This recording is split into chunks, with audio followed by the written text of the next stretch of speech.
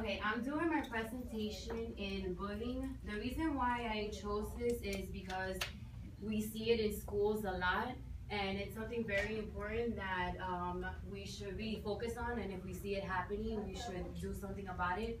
I'm gonna go over what is bullying, ways to prevent it, and just learn about it a little more.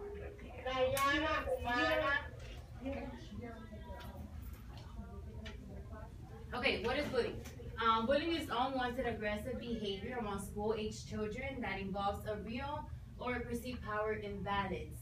Usually the behavior keeps repeating and repeating and repeating.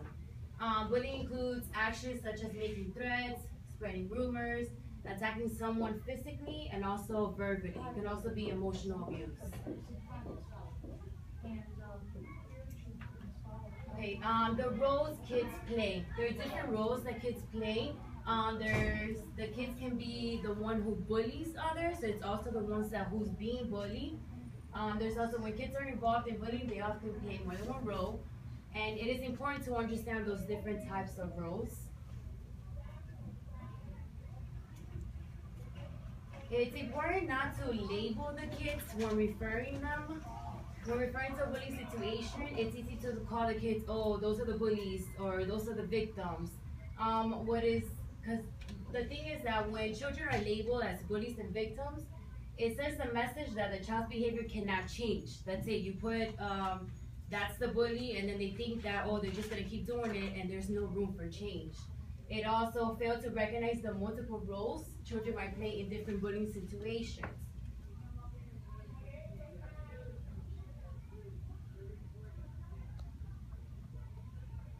Okay, instead of labeling the children involved, focus on the behavior.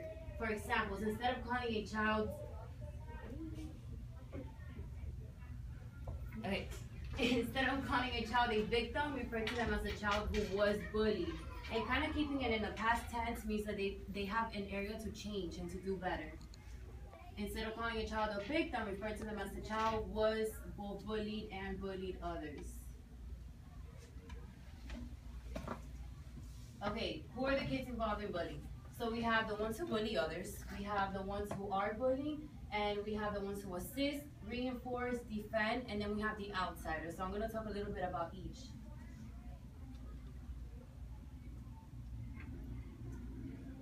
Alright, the ones who are bullied are obviously the ones who are being the bully. These children are engaged behavior towards their peers. They can name calling, aggressive behaviors such as fighting. Often these students require support to change their behavior and address any of the challenges that may be influencing their behavior. The kids who are bullied, these are the ones that are the targets of bullying behavior. Some factors put children at more risk of being bullied, but not all children with these characteristics will be bullied. Sometimes these children may need help learning how to respond to bullying.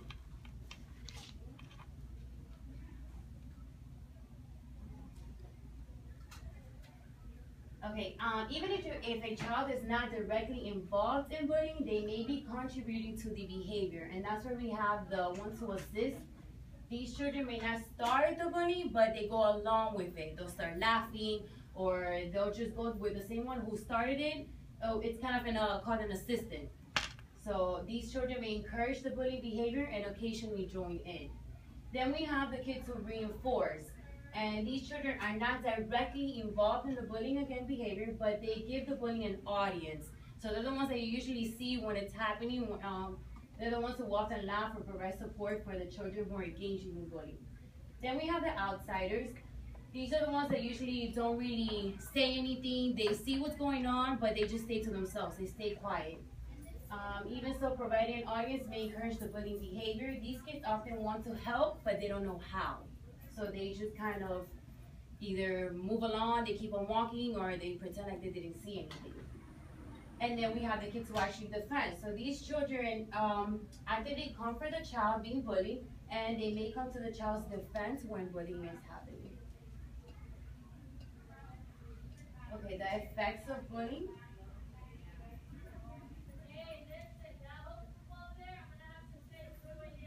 Bullying is linked to many negative outcomes, including impacts on mental health, substance use, and suicide.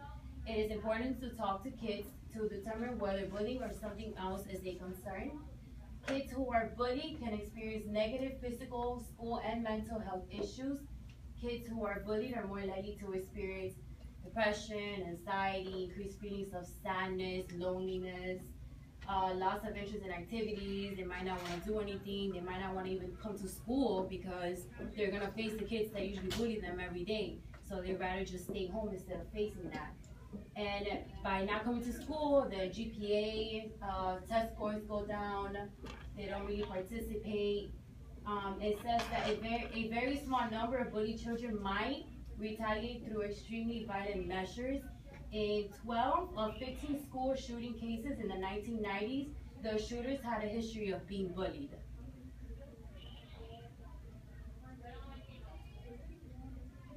Kids who bully others.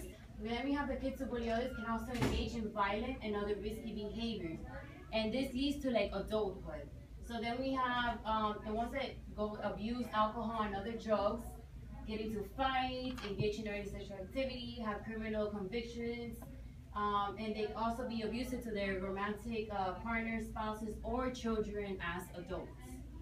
Then the bystanders or kids who witness bullying are more likely to have increased use of tobacco, alcohol, or other drugs, have increased mental health problems, including depression, anxiety, not go to school. The relationship between bullying and suicide. Media reports often link bullying with suicide. However, most youth who are bullied do not have thoughts of suicide. It just depends on the person, but not everybody have thoughts of suicide, the ones that are being bullied. Some of the warning signs. These are actually very important because once we see any of the warning signs, we can kind of prevent the bullying going on. There are many warning signs that may indicate that someone's affected by bullying. Recognizing the warning signs is very important, and it's one of the first steps. So one of them is unexplainable injuries. If you see a child with a couple bruises and they don't really have an explanation for it, because sometimes they won't tell you the truth. Lost or destroyed clothing, books, electronics. Sometimes, bullies, they take stuff away from them. Maybe, oh, that's a nice pencil, let me take it, and they start doing that. Changes in eating habits. Suddenly, they're not hungry, they feel depressed, they don't want to eat. Difficulty sleeping or frequent nightmares also. They have declining grades, loss of interest in schoolwork or not wanting to go to school. Sudden loss of friends. Sometimes they just are not social at all. They keep a lot to themselves. And then we have the self-destructive behaviors such as running away from home, harming themselves, or talking about suicide. Okay, the prevention at school. Bullying can threaten students' physical and emotional safety at school and negatively impact their ability to learn. The best way to address bullying is to stop it before it starts. So then we have these topics. We have assess bullying. Assess bullying is kind of like doing surveys to ask them questions, ask the students questions.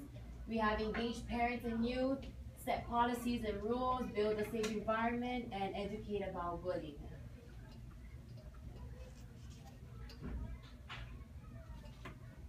Okay, and it's all teamwork. If all the teachers and everybody in the school work together, it could be a free bullying school.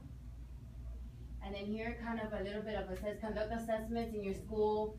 So kind of asking questions, and these can also be anonymous because I know a lot of students won't want to do that and won't want to write their name in it. But if you make it anonymous, they might be able to do it. Students and school staff, have prevention material, give them the skills to intervene, and how do we, things that we can do, in our curriculum, when we do in the classroom, we can talk about it, we can do activities, maybe a play of examples of bullying and what we can do, and the students will love doing that too. Parents and youth, keeping the parents, to know about it, and build a safe environment. I know in schools we have our rules that we go through, so that's good. Okay, so basically this is everything. Does anybody have any questions, suggestions, or concerns about it?